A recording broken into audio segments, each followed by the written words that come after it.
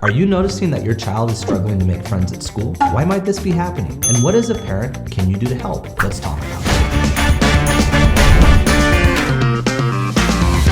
Hi, it's Chris from All Aboard. While some kids have an easy time making friends at school, others might struggle. Why do some kids struggle making friends at school? I like to start with these 3 reasons because they're the most common. Your kid might lack the necessary social skills. This can include how to have a conversation, how to read and understand body language, how to play nicely. Another reason is your kid hasn't found the right person or people. Kids are attracted to people who share similar interests, and your child might still be looking. Your kid might get anxious or nervous when they meet new kids. This is more common than you might think. So what can you do if your child is having a hard time making friends at school? Try role playing. This is a great opportunity to practice social skills. You can practice how to have a conversation, how to read and understand body language. You can teach them about personal space. Take your kid to the park. Throw a ball around with them. Maybe other kids will see and want to join in. Connect with playgroups online. There are a lot of families out there that might also have children that are struggling to make friends. Remember, all kids are different, and that means they develop skills at different times. Be patient and supportive. Your kid will make friends in no time.